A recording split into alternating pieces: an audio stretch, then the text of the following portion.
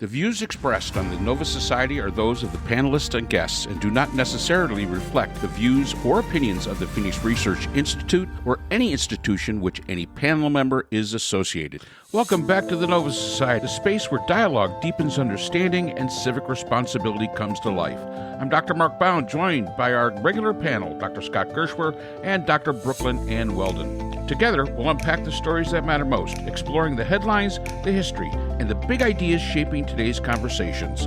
Let's dive in and hear what the panel has for us today. All right, Brooke, what do we got next? We have a question from Sandra, who lives in Detroit, Michigan. And Sandra asks, I'm seeing a lot of reports of violence in the West Bank.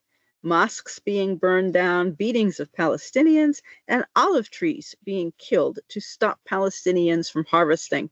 With the fighting in Gaza pretty much over, is this Netanyahu's new war to stay in power? Excellent question, Sandra. Scott? You want to start? Yes. You want to start this one? Was this a yes or no, really, like that? Yes, it is. Yeah. There is nothing good happening for the Palestinian people in that region, whether it's in Gaza or the West Bank. Nothing good is going on there for them right now. And I don't think it's getting any better. After yesterday's press conference with MBS in the White House, I think Trump was very clear that their plan to create a very different Gaza, half of which or some large percentage of which is going to be nothing but rubble, and the other part, hotels and things like that, where non-Palestinians are going to be really having a great time. That plan is actually in motion. And I believe the UN Security Council, with China and Russia abstaining, passed their approval of that plan. Yes. And so there is nothing good happening in the West Bank, as Israel has now, is beginning to build yet another major settlement project there. And I have no idea how this is going to end, but it's not going to be, it's not working out in favor of the people in the West Bank either. And, whatever Netanyahu has in mind, if there's some kind of grand strategy or something like that, that's going on there, the rest of us are going to stand outside and cluck and complain. A lot of Israelis are going to be against it. I think probably more Israelis against it than for it, but a small but significant minority of Israelis believe in a single state solution just as much as Hamas does. And they're going to do their best to clear out as many Palestinians as they can peacefully, if they will go peacefully, in something that's going to look a lot like the Trail of Tears, I think, unless the money is so good that, the Gulf states provide them that they're happy to go. But I do believe that there is going to be, if that is not already happening, an enormous amount of ethnic cleansing in the West Bank, as well as Gaza. Yeah. And we've said before that, Netanyahu stays in power and has been able to avoid being kicked out of power simply because, of the war. And countries have a tendency to not to want to change leadership during the middle of a conflict. And I thought this is an interesting question, Sandra. I really think it's an interesting question, because when the things were going on in Gaza after October 7th, right? 7th. That the focus was there. When I talked to my wife's family who lives in the West Bank, they're settlers. Not that I agree with it, but they're settlers. They said that in the West Bank, things were really relatively quiet. Everything was relatively quiet. And now that, we're seeing a wind down of the fighting in Gaza, and we're seeing this, maybe this conflict, maybe not totally resolving itself, but having a lot less, it looks maybe less like a war and more like a mop-up policing action kind of thing. Maybe it is Netanyahu believes that he still needs a war to stay in power. And maybe they are turning their attention to the West Bank, which was relatively quiet beforehand. And that's a shame. But I think it goes back to the full concept that, Yeah, Netanyahu. Once all the conflict's over and done with, I think they'll vote. I think they'll vote him out.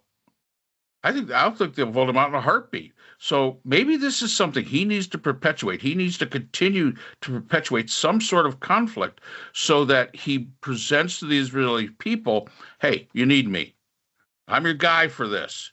And yeah, that is extremely possible, and that is very possible of why we're seeing a uptick in violence toward the Palestinians. Now, I haven't talked to my wife's family in the past couple of weeks. I don't know if if they've noticed anything in the areas that they're in, but there are a lot of reports coming out of the West Bank where it basically says, yeah, the Palestinians are not quite under siege yet. It's more done by citizens. And I think that this also presents a problem for Israelis because there are so many settlers in the West Bank. There was no real Israelis in Gaza. You didn't have to worry about them. You could bomb indiscriminately. West Bank, I think you got to be a little bit more precise because you might be killing your own people. I mean, I know that, the one neighborhood that my brother-in-law lives in, there's his neighborhood, and then not very far away is where the Palestinians live. You got to be pretty precise when you're do that attack. And I don't know how I've always said the military is not a scalpel, it's a sledgehammer. I don't see how he does it without putting Israelis in danger, and that might be as big a threat to his power as anything. If he sends in that first drone strike and it misses, God forbid, or just sending it in is God forbid, but it misses and takes out some settlers, I don't know how he explains it. I don't know how he avoids the controversy that'll come from that. You bring up an interesting point there, Mark, because I think that there's a parallel going on here. And one of the things that they were trying to do in Gaza, of course, was disarm the enemy as much as possible, right? So you reduce buildings to rubble, and then you start hunting around in the buildings. You find weapons caches, you find booby traps, you find tunnels, you find all kinds of stuff. You shoot anybody who moves in there, and you really disarm Hamas to the point where they didn't really have much of a choice but to try to sue for peace. And from what we understand, there's nothing good happening in Gaza. I don't think, at least for the Palestinian people. And the Hamas and other terrorist organizations are fighting as best they can or trying to rearm. But you look around the different parts of the country and you see, 30,000 people displaced from a camp in the West Bank because the Israelis are looking for the fighters and their weapons. You see the Israelis are striking in southern Lebanon because they're having another tiff with Hezbollah, and they're wrecking Hezbollah all over again. And they're going to win that one because they've already done so much damage and really damaged Iran's ability to rearm them. You see, Netanyahu went today to southern Syria to visit the troops who were in there. And that was a point of contention when the Syrian leader was at the White House last week, and he complained about the fact that the Israelis are in Syrian territory with no willingness to leave. And the Israelis say, look, we're just making sure that we can't be hit from here. It's that tight. And they're making sure that there's a big buffer zone between Syria and Israel, between Lebanon and Israel, in Gaza, and now in the West Bank. Netanyahu's saving grace may yet end up being the fact that he's being very effective. And that may save him from the Israeli public that really hates his guts and wants him gone. And it really, Netanyahu can get out there and say, I don't want the settlers doing this stuff, right? We know how leaders can say one thing and mean another. And the people who get the message, right? Who need to get that message, get the message. The rest of us are struggling with, well, he did say, don't commit violence. But at the same time, he's giving people permission structures to commit violence. And if the Israeli people, whose number one concern, understandably, is being a tiny, physically tiny country in a huge, vast sea of people who want them dead, if he can make them feel safe, he failed in Gaza, obviously, but if he can make them feel safe now, it could be that all is forgiven and he'll get away with all those crimes. I don't know how long he can hang on to power. He's not a young man. Right? He's got to be an old man at this point. Been there for 20 something years. But if he can deliver safety to the Israeli people might just say it's worth putting up with the other bullshit because this guy kept us safe. And Benjamin Netanyahu is 76 years old. Yeah, it's not a young man. No, not a young man. But closer to us than we'd like, as far as age is concerned. That's far, far away. Yeah, that is. Yeah, it's like, on the right. I'm still at the point where I'm going, am I going to make it to 76? Well, I'm hoping. It's not just around the corner. Yeah. But anyway, enough of us. That's my answer, Brooke. Is the West Bank is nothing good going on there. I totally agree.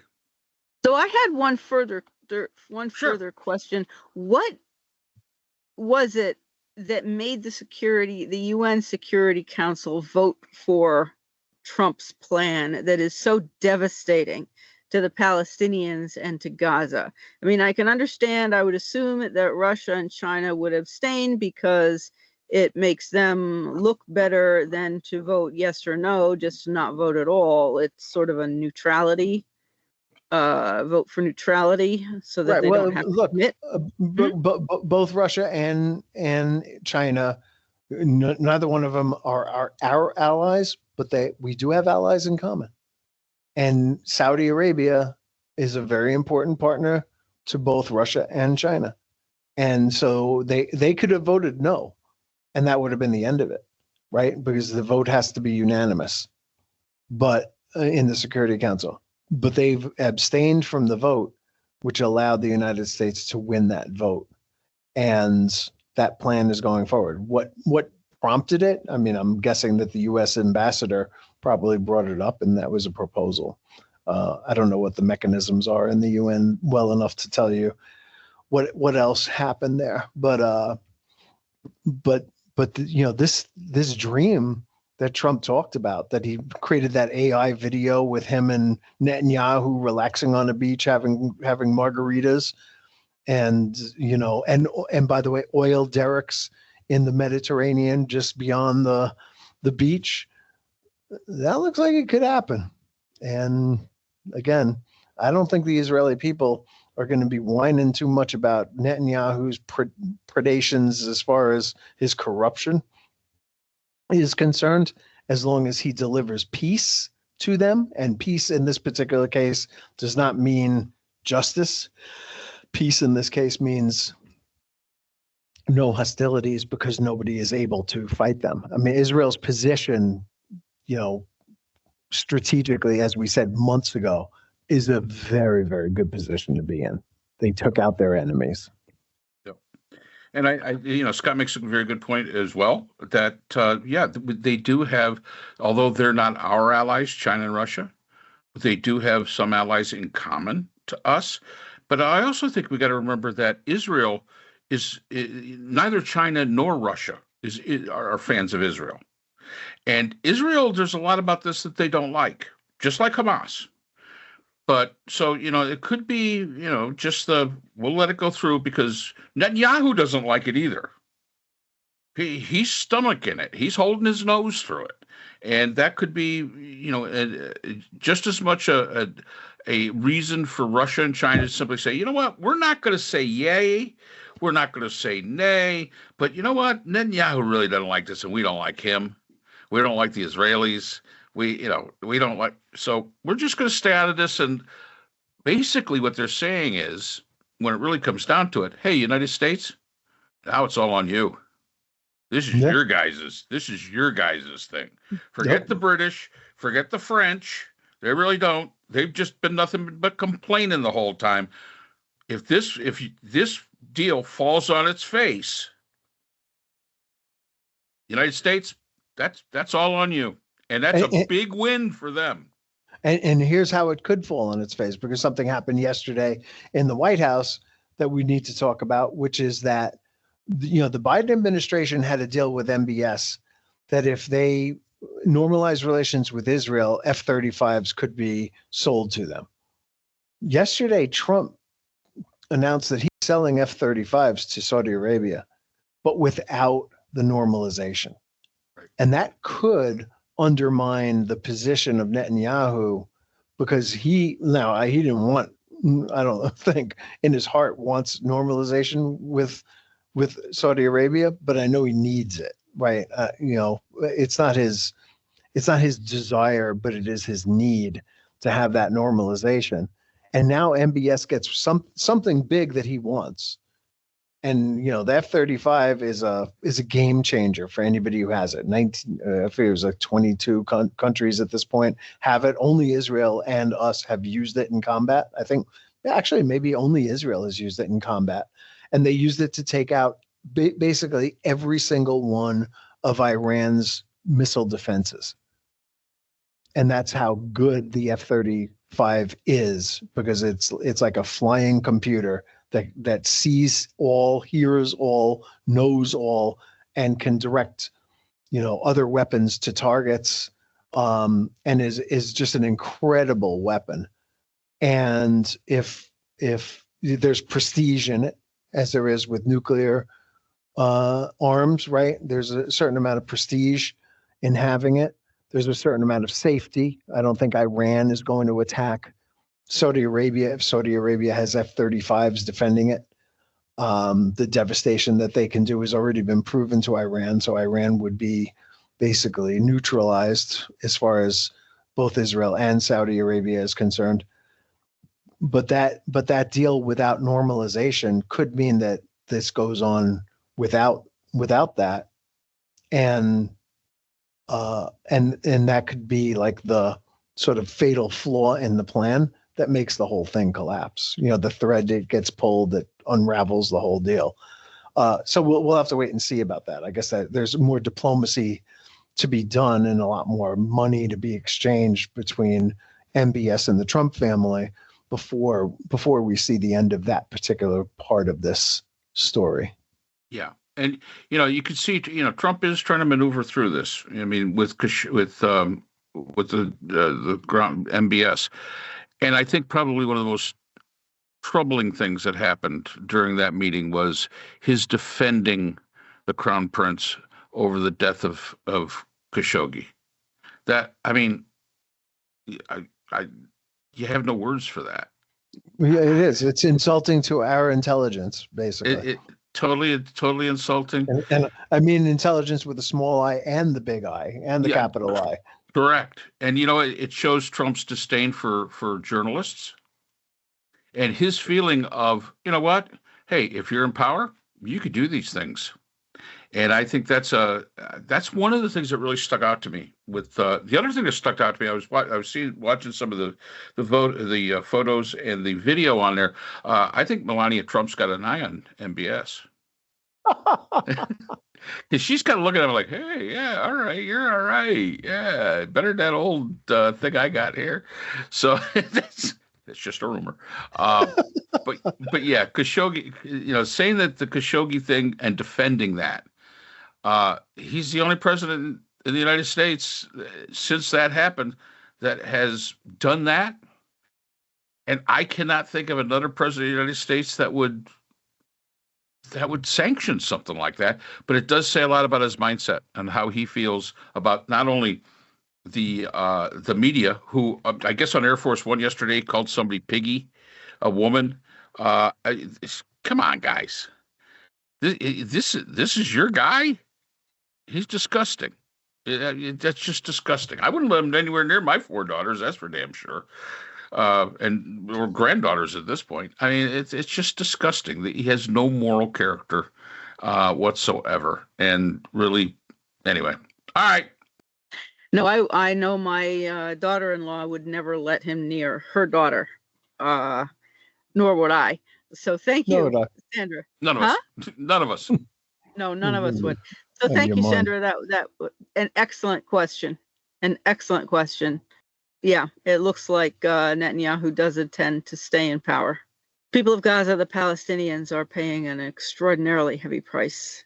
And that's all the time we have for today's episode. The Nova Society is a production of Nova Society Media, a division of the Phoenix Research Institute. We want to thank our production partners, Buzzsprout, who hosts the Nova Society, Audacity, our editing team, Apple Podcasts, the largest source of podcast and music online, Spotify, the most popular platform for the Nova Society, and iHeartRadio, your destination for all things music and podcasting.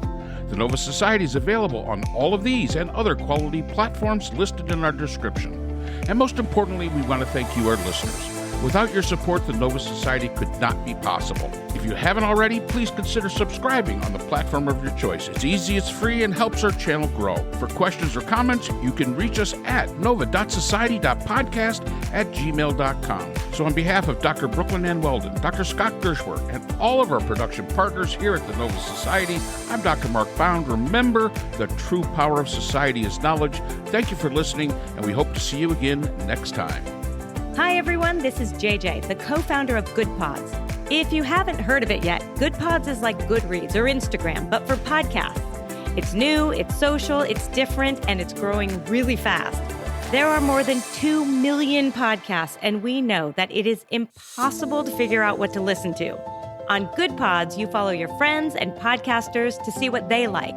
That is the #1 way to discover new shows and episodes. You can find Good Pods on the web or download the app. Happy listening!